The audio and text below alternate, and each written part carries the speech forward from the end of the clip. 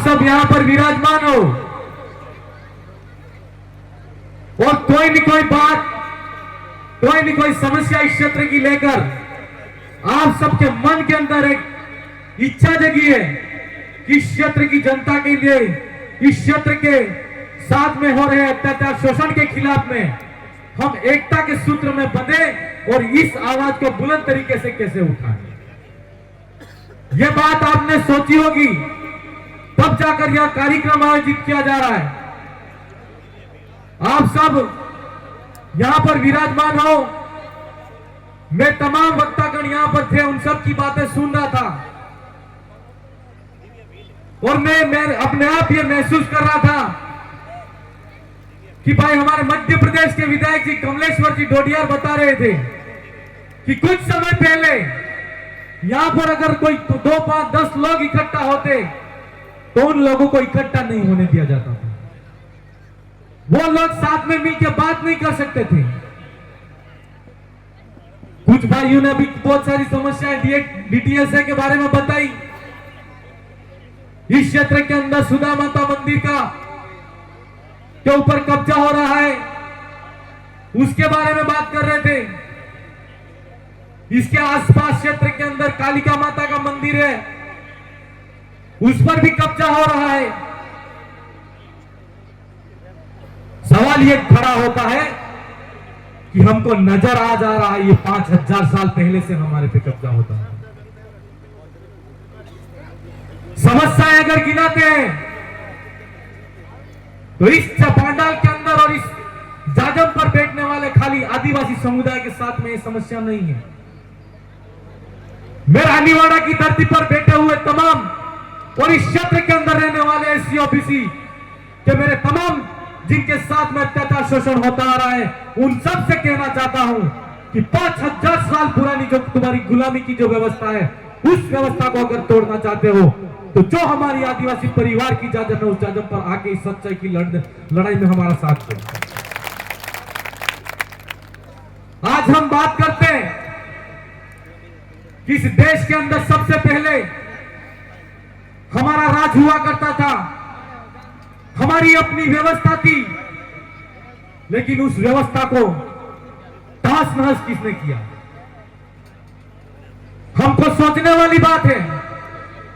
आज इस पांडाल के अंदर जितने भाई मौजूद हैं, उन भाइयों को संकल्प लेना है और ये प्रण लेते हुए जाना है यहां से कि रानीवाड़ा की धरती के अंदर हम परिवर्तन लाना चाहते हैं, हम एकता का रूप दिखाना चाहते हैं। तो इस जाजम से खड़े यहां से जब जाओ तो दिन और रात एकता की विचारधारा के लिए हम जो काम कर रहे हैं उसके लिए आपको लग जाना है। समस्या यह नहीं है कि हमारे साथ में अत्याचार क्यों हो रहा है, समस्या यह नहीं है कि हमारे पे कब्जा क्यों हो रहा है। समस्या मेन बात तो यह है कि इस देश के अंदर जब रजवाड़ी राज खत्म नहीं हुए थे, अंग्रेजी शासनकाल के समय अंग्रेजी हुकूमत था, उसके बाद में लोकतंत्र आया।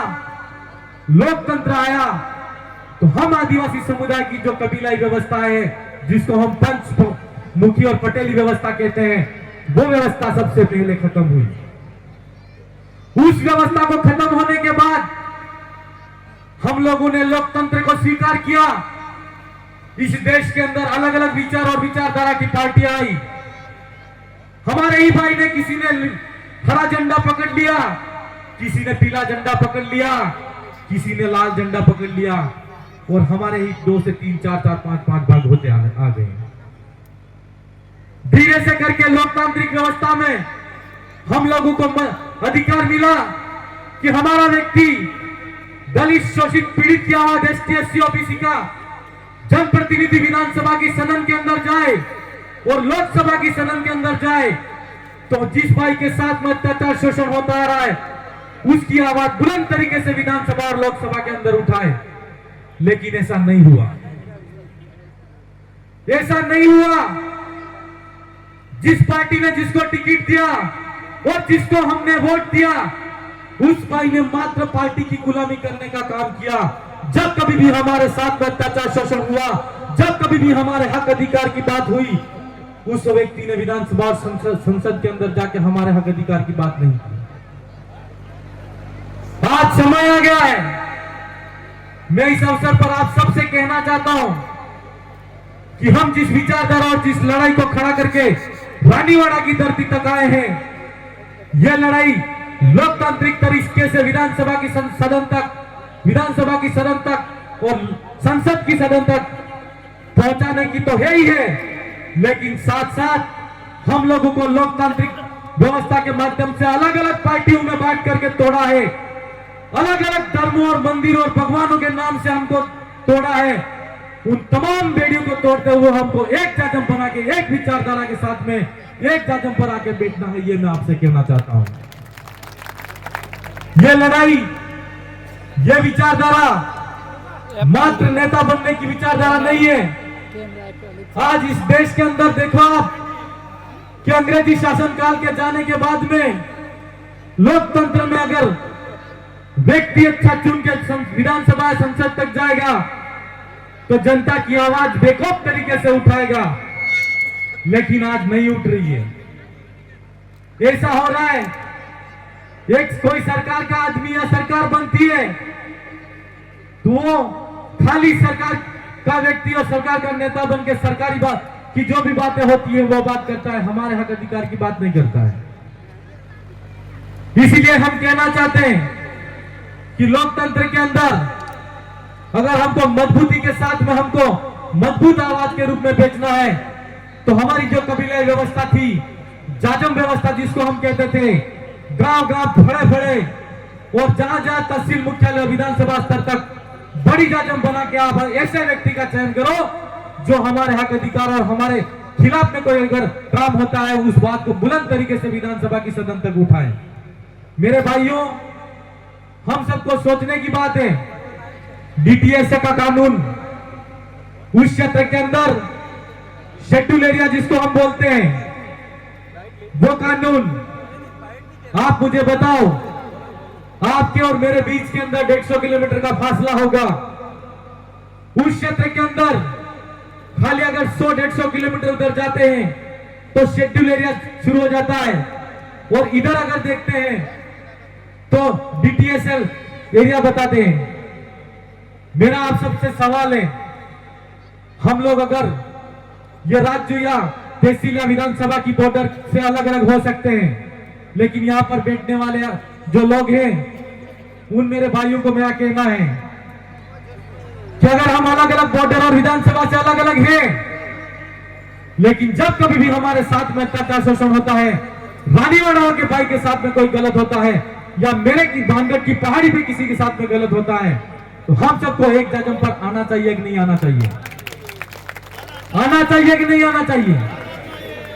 मैं आपसे कहना चाहता हूं, और अगर अलग अलग हैं तो 100-150 किलोमीटर का फासला आज हमारे बीच में आके बैठे हुए भाई कमलेश्वर जी डोडिया जो मध्य प्रदेश से आते हैं, और हम तो एक राज्य के भाई हैं।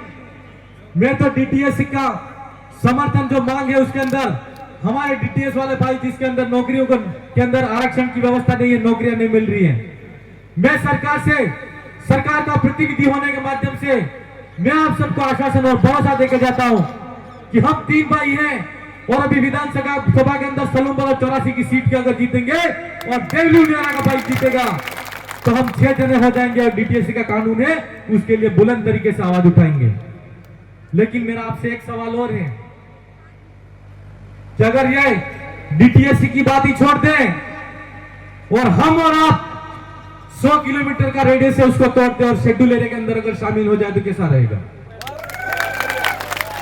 यह संभव हो सकता है। जब 12 का इलाका शहरी इलाका में शामिल हो सकता है तो इस क्षेत्र का जो इलाका हो शेड्यूल एरिया के अंदर शामिल क्यों नहीं हो सकता? हम तो सरकार से मांग करेंगे कि रानीवाड़ा का जो इलाका है, बाड़मेर का जो आदिवासी बाहुल्य इलाका है, उस एरिया को शेड्यूल एरिया के घोषित करो, शेड्यूल एरिया के अंदर शामिल करो। यह मांग होनी चाहिए कि नहीं होनी चाहिए? जरूर होगी। इस अवसर पर मेरे भाइयों, आदिवासी के नाम नहीं हो सकती। उस लड़ाई को अंग्रेजी हुकूमत के सामने लड़के हम सबको वो हक अधिकार दिलाने वाले भगवान बिरसा मुंडा जी।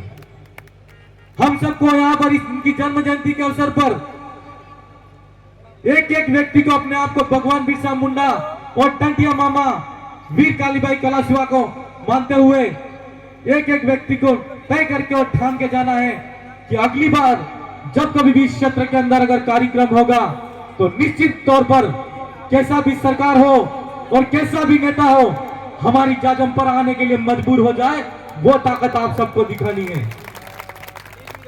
मेरे भाइयों, इस अवसर पर मैं जिस धरती पर से आता हूं, आज का बहुत बड़ा दिन है। 17 नवंबर का दिन है और 17 नवंबर के दिन अंग्रेजी हुकूमत के सामने गोविंद गुरु के नेतृत्व में लड़ते हुए हमारे 1507 आदिवासी शहीद हो गए थे। मैं इस अवसर पर आप सबसे हाथ खड़े करके मैं आश्वासन चाहता हूं और चाहता हूं कि उनको हाथ खड़े करके 1507 आदिवासियों को श्रद्धांजलि अर्पित करें। आप सबके हाथ खड़े होने चाहिए। एमएलए साहब, आपको भी कहना है मेरा बहुत बहुत धन्यवाद।